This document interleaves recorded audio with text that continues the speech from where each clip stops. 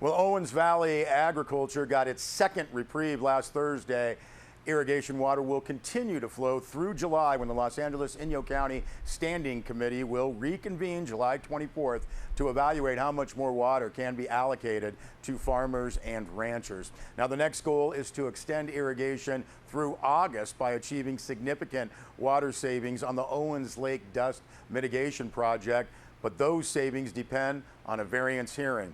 Now, according to rancher Mark Lacey, irrigation through July and into August is the critical time period for local agriculture. And as if a sign from Mother Nature, the Standing Committee meeting last Thursday ended at 2:30 p.m.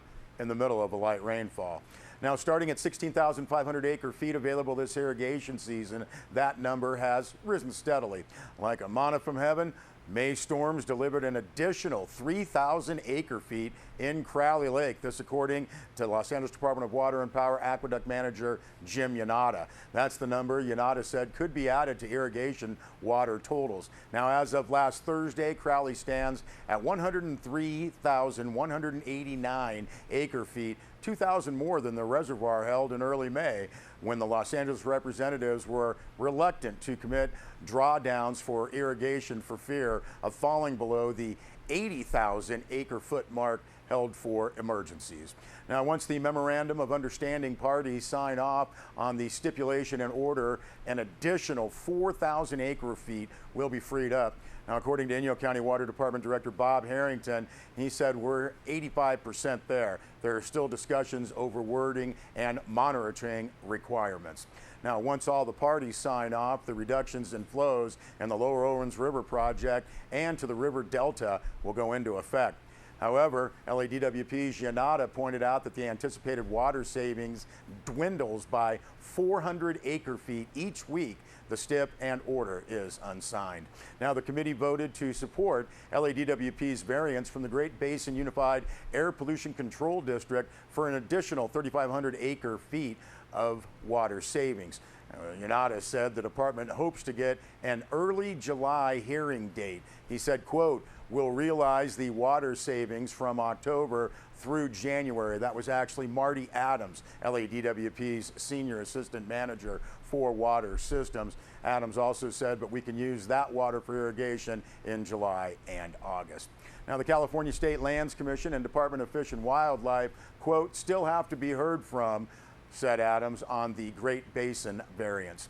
Now, while the county representatives were sent into the Standing Committee meeting with the direction to hold to a 20% irrigation reduction or 39,500 acre feet, no specific number of percentage was set or could be set until Great Basin grants a variance. Yanata said, quote, "Each month we get a better idea of water usage and availability. We need more data to change the numbers," end quote. Now, in a motion made by Los Angeles and agreed to by Inyo County representatives, anticipated water savings on the lake will apply to irrigation only through this year. Supervisor Matt Kingsley warned the committee that as the eventual 49,000 acre feet of savings is phased in, Inyo County will request that some be retained for in-valley uses. Both Los Angeles City Councilman Felipe Fuentes and Adams acknowledged planning for the 2016 runoff year was critical. During what Harrington referred to as an outlander year, Yanata acknowledged that the department had nothing to go back and look at for planning purposes. Urge you to see our website, sierrawave.net, for a response from LADWP on that Standing Committee meeting last week and more from earlier meetings last week. Also from Inyo County Public Works, based upon updated emergency regulations adopted by the State Water Resources Control, the Inyo County Board of Supervisors also has revised the county's emergency drought regulations. This includes additional end user regulations as well as restricting watering to 2 days per week. Even numbered addresses may water on Wednesday and Saturday. Odd number addresses may water on Thursday and Sunday. Inyo County has scheduled community meetings in Lone Pine and Independence this week to provide information on the state regulations, the county's regulations, and how that impacts town water systems customers. Public meetings scheduled for Independence tomorrow, Tuesday, June 9th at the American Legion Hall, and in Lone Pine at Statham Hall this Wednesday, both meetings starting at 6 p.m.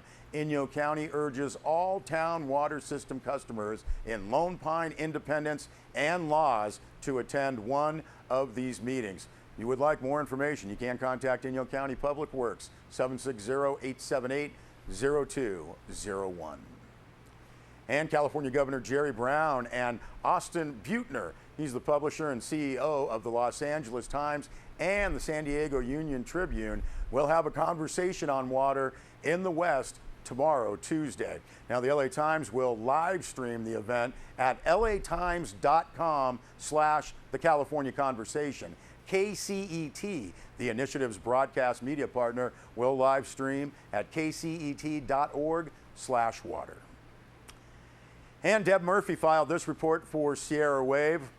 It's no wonder goats were bled out and virgins tossed into volcanic craters in an attempt to appease Mother Nature. She is capricious and, at least for the last 4 years, not capricious in a good way. As the LADWP and Inyo County scramble to find water for irrigation, the media is focusing on an El Nino building due west, just like they did this time last year. We all know what happened to that one. But no, this El Nino is supposed to be a little strong fellow as opposed to a wimpy, disappointing one. Deb Murphy continues that Sierra Wave weather forecaster Dennis Mattinson weighed in on the possibility of a wet 2015-2016 winter for the eastern Sierra, saying, yes, there are moderate conditions suggesting an El Nino, but that doesn't mean it will stay that way. Nobody knows. Now, according to Mattinson, it's all guesswork until this fall.